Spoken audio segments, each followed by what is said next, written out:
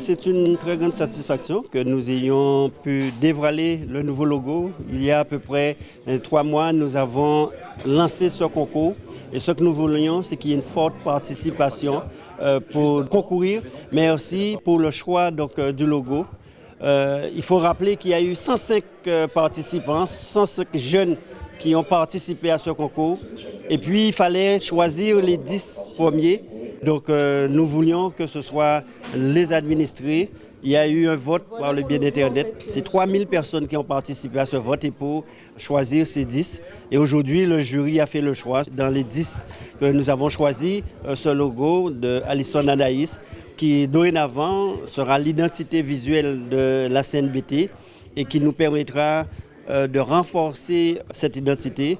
Et nous avions tout un ensemble de campagnes d'information à mettre en place. C'est que nous allons très rapidement pouvoir mettre ces campagnes de communication avec ce nouveau visuel, avec ce nouveau logo. Aujourd'hui, je suis la grande gagnante du concours Monaglo et ça me rassure pour mon avenir. Entre guillemets, ça met en valeur tout le travail que je fais depuis longtemps et toutes les compétences que j'ai acquises aussi qui me permettent peut-être aujourd'hui d'avoir mon œuvre un peu partout dans la communauté d'agglomération Nord-Bastère.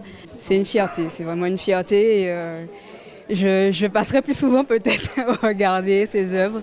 Déjà, participer à ce concours a été une très belle opportunité, un vrai challenge pour moi, me prouver que je suis capable de faire partie des meilleurs. Et donc ce soir, ça a été ma plus grande victoire, donc de faire partie de cette finale. Et justement, pouvoir participer à ce concours m'a vraiment donné d'autres opportunités et ouvert aussi les yeux sur pas mal de choses créatives. Ce concours m'a apporté de la visibilité d'abord pour moi et pour mon entreprise avec mon associé. Je suis aussi auto-entrepreneur, entrepreneur également et j'ai voulu vraiment mettre en avant mes valeurs, mais aussi la demande en fait qui a été faite par la CNBT par mon logo.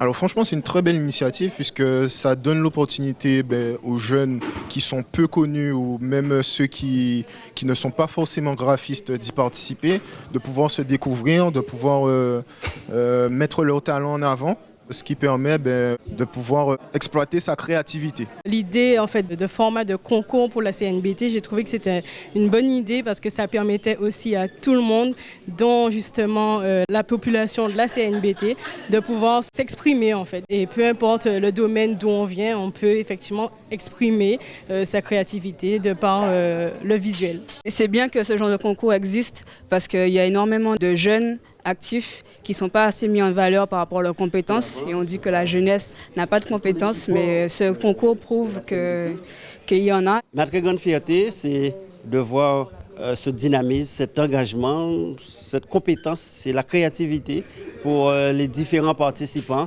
où chaque jeune, chaque candidat présentait son logo, expliquait son logo.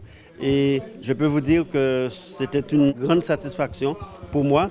Et d'ailleurs, nous avons pris l'engagement en termes de communication, en termes d'action au niveau de la CNBT, de pouvoir travailler avec eux. Je voudrais applaudir pleinement l'ensemble des candidats, bien évidemment, Anaïs. Félicitations Anaïs, félicitations vraiment. C'est un excellent moment, je pense que...